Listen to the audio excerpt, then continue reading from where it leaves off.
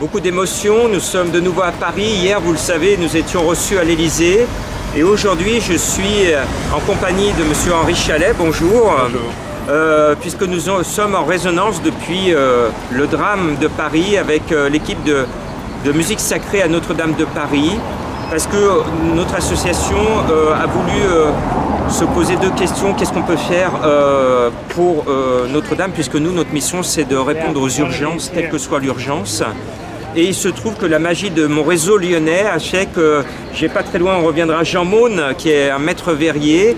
Et puis j'ai Clément Perrier, cet organiste de Grézieux-la-Varenne, qui a répondu tout de suite oui à ma proposition de faire des concerts en hommage à votre association. Alors Henri, surtout on va faire d'abord l'état des lieux. On a beaucoup parlé de l'architecture et nous on est là pour rétablir la balance. On a pratiquement peu ou jamais parlé de l'orgue et des orgues. J'ai appris qu'il n'y en avait pas qu'un, qu'il y en avait un deuxième. Alors quel est l'état des lieux de vos orgues? Dans ce drame, on a perdu des instruments.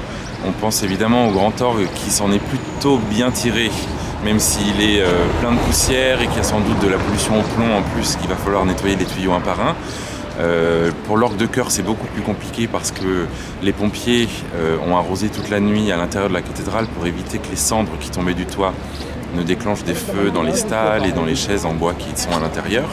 Et du coup, l'orgue de chœur a pris des litres d'eau, des milliers de litres d'eau. Et donc, pour l'instant, on ne peut pas encore vraiment savoir dans quel état il est parce qu'on n'a pas encore accès au centre de l'église puisqu'il y a encore des risques de chute de pierre. Mais on sait déjà qu'il va mal parce que les orgues n'aiment pas du tout l'humidité et évidemment avoir reçu autant de litres d'eau pour un instrument c'est très dommageable.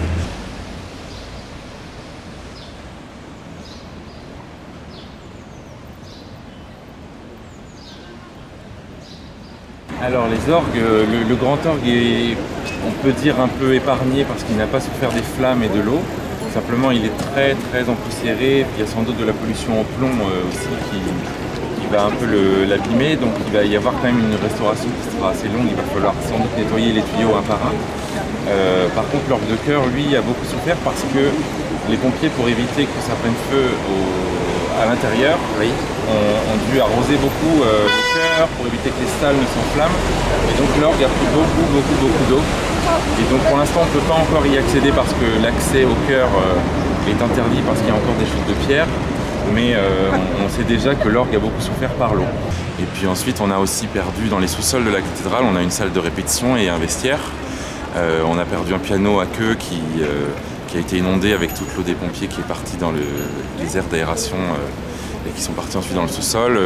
On a aussi toutes nos aubes qui sont aussi détruites.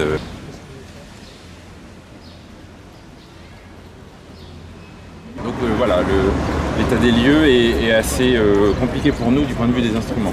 Comment vous avez vécu quand vous avez appris qu'il y avait des Lyonnais, l'association Donner la main dans le soir, Clément Perrier, qui était en train de se mobiliser, de faire des concerts pour vous? C'est une vraie joie pour nous de voir autant de solidarité de nos amis lyonnais en l'occurrence et vraiment ça nous fait plaisir parce qu'on dépense énormément d'énergie pour rebondir après ce drame et pour maintenir notre activité dans tous les sens, à la fois pédagogique mais aussi d'un côté budgétaire aussi. On a des réalités de budget qu'il va falloir affronter et on est extrêmement ému que le public lyonnais puisse se sentir concerné aussi par un bâtiment qui concerne pas uniquement l'église, mais qui concerne Paris, qui concerne la France et qui a fait vibrer tout le monde entier. Est-ce que vous allez rentrer dans votre maison que dans 4 ou 5 ans? Voilà, le président Macron a annoncé 5 ans, j'espère qu'on va pouvoir y retourner peut-être avant, j'espère beaucoup.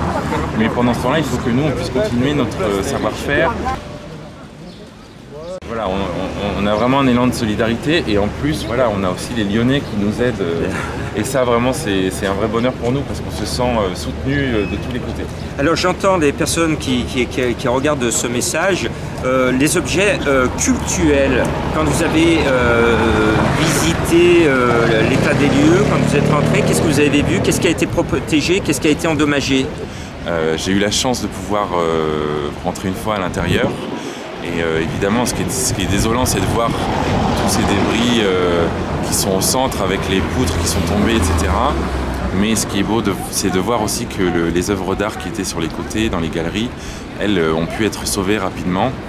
Et donc on a quand même réussi à maintenir beaucoup de choses en état.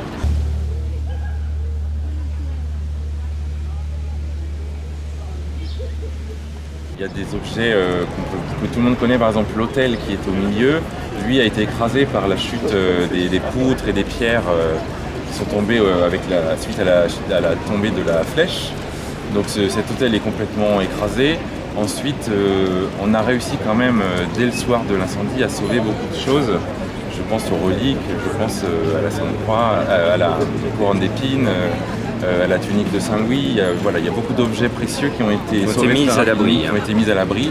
Au Louvre notamment. Alors voilà, à la mairie de Paris, de manière rapide, pour les sauver. Puis maintenant, je crois qu'ils sont au Louvre pour être nettoyés, restaurés si besoin.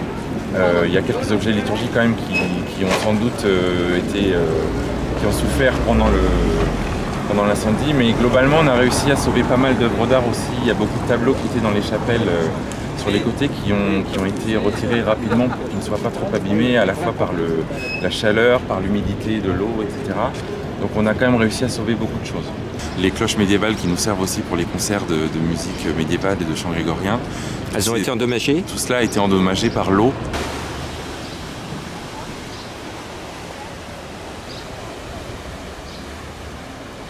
Bravo, en tout cas on est de tout cœur avec vous. Je voudrais vous dire qu'avec Clément Perrier, on est reparti sur un troisième, ce sera la trilogie de Donner la main dans le soir. C'est le 16 juin à 17h en l'église de Grézieux-la-Varenne. C'est le fief de Clément parce qu'il est le titulaire de l'orgue et l'un des titulaires du carillon. Donc venez nombreux le 16 juin à 17h à Grézieux-la-Varenne pour faire un don, non pas pour donner la main dans le soir, mais à l'ordre de musique sacrée à Notre-Dame de Paris. C'est vraiment pour nous un bel élan de générosité qui se déclenche à Lyon et qu'effectivement on a beaucoup de besoins qui arrivent après ce drame parce que nous on a 3 missions. La première c'est d'être une école de chant avec environ 160 élèves et étudiants et 35 professeurs. On a aussi la mission d'organiser une saison de concerts pour cette cathédrale. Il y avait, avant le drame, un concert tous les mardis soirs à la cathédrale.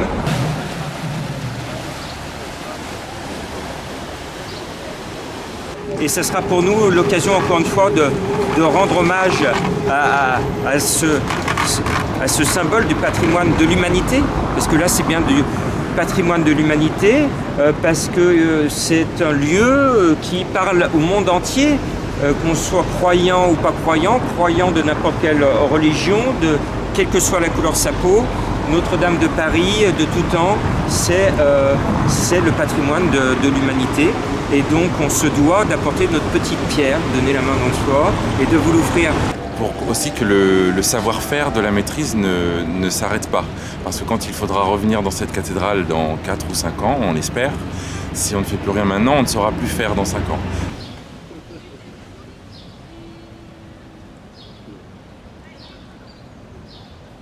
Et on aura plaisir à vous retrouver fin juin pour vous remettre le chèque. On espère qu'il sera le plus gros possible. Alors ce qui est difficile à dire pour l'instant, c'est que on n'a pas une idée précise du moment où on va pouvoir commencer la reconstruction, puisque les architectes et les compagnons qui travaillent d'arrache-pied sont pour l'instant dans l'urgence de vérifier que la cathédrale tient toujours debout. Et donc là, ils vérifient pierre par pierre si l'édifice est toujours solide. C'est vrai, quand on voit cette cathédrale, ce qui est beau, ce qui est assez miraculeux, c'est qu'on voit quand même qu'elle tient debout. Elle a l'air quand même assez digne. Et ça fait plaisir parce que ça nous redonne un peu de baume au cœur.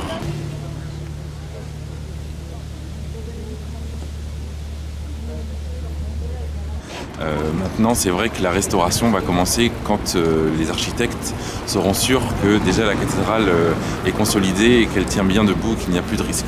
Merci, je vous serre la main et on se retrouve fin juin ici à Paris pour vous remettre ce chèque.